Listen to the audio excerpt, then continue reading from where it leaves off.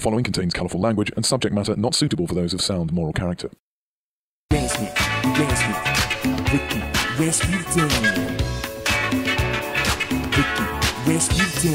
the Rasputin.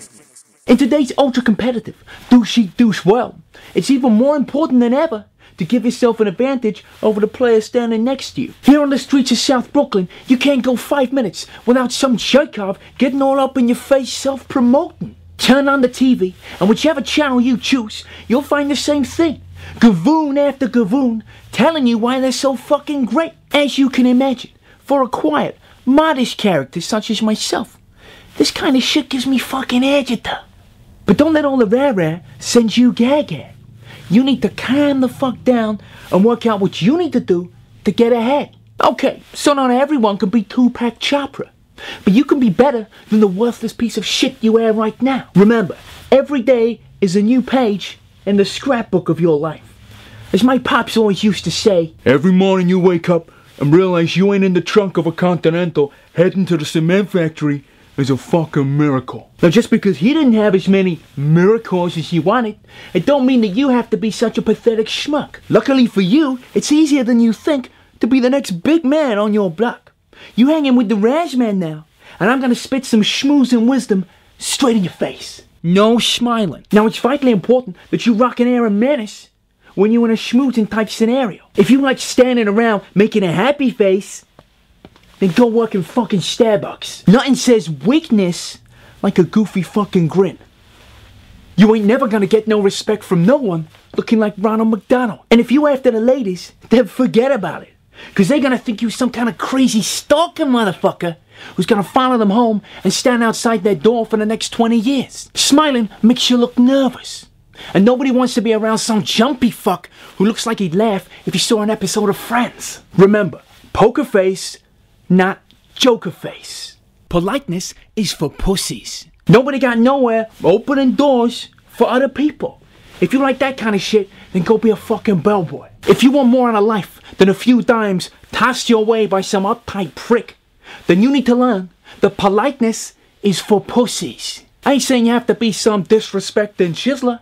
You don't have to be rude, just don't be polite. Example, if there's one pair of Air Force Ones left on display at Foot Locker, you don't go standing there saying, please, after you, my friend. You get stuck the fuck in and grab what you after. And if you accidentally tread on a few heads and wind up picking other people's teeth out the soles of your feet for the rest of the day, well hey, don't matter, cause you got the Nikes and they didn't. Look, I know it sounds harsh, but you don't need no Harvard MBA to know the bottom line. We're all fucking animals, and we're on this earth to survive, not live out some Dawson's Creek after-school special kind of bullshit. You need to realize that in this life, the only creek you gotta navigate is shit fucking creek. And if you gotta paddle with your hands cause you smacked someone with a paddle and broke it, then so fucking what? Listening is for losers. Now we've all been trapped in a corner, stuck listening to some old timer telling us how things used to be so much better back in the day. As I've said before, the only time you need to look like you're listening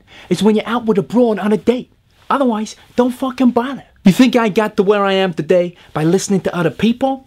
Time spent listening is time not spent hustling. The absolute best way to avoid hearing a fucking word is to wear some of them discreet modern headphones.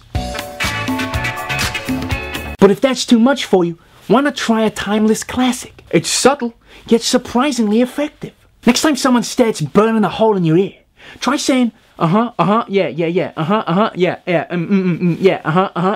Keep doing that faster and faster and faster, and you'll find they mysteriously shut the fuck up. Get candid. Now I know you're used to carrying 50 different types of ID when you go about your business, but now you're gonna need to get used to carrying one more. I didn't get where I am by staying at home reading gentlemen's magazines. So if you up in your room with a mouse in one hand and the family jewels in the other, then you ain't exactly gonna be the next Freddie Prinze Jr. I know that getting out there and mixing with your fellow mooks seems like a giant fucking ball ache.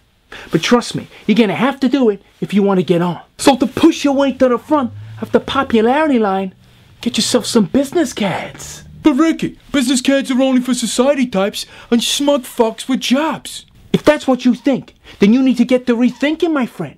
because the business card is the mark of the ballin' gentleman about town. It shows you mean business. Now, as well as your landline, pager, and fax numbers, you might choose to add a little touch of sophistication and put on a P.O. box number. This makes it clear that you're some serious businessman and not some greasy grifter working a con. When you got them cards, get pressing them into motherfuckers' hands like you was giving out bills to impress abroad on a hot date. Don't ever be scared to interrupt people mid-sentence. If two douchebags are standing around talking about the future of the world economy, it don't necessarily mean they don't want to hear what you about. So get in there, tell them what you about, hand out them cards, and get the fuck out. Shout what you about. For the super busy schmoozer who don't have time for meeting, greeting, and cheating, the Razman has got the ultimate solution. If you were a gathering, but you can't stay long, because you got a pressing financial transaction about to go down, or if Jim, Jack, and Jose require your urgent attention, then don't be afraid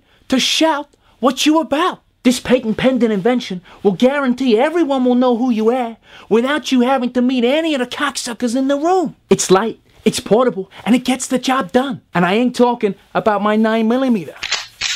South Brooklyn's #1 right here. Ricky the Razman Rasputin. If you need companions, if you need problem solving, if you need organic produce, I'm the man to go to, huh? South Brooklyn's #1. Ricky the Razman Rasputin. Okay, I've given you numbnuts way too much. If I ran the rest of my operations like that, I'd have lost my Costco Gold Star Executive membership a long time ago. If you do what I've just told you, you'll go from being an amateur loser to a professional schmoozer. Now fuck off, I got pussy waiting. Ricky, the Razman, Rasputin.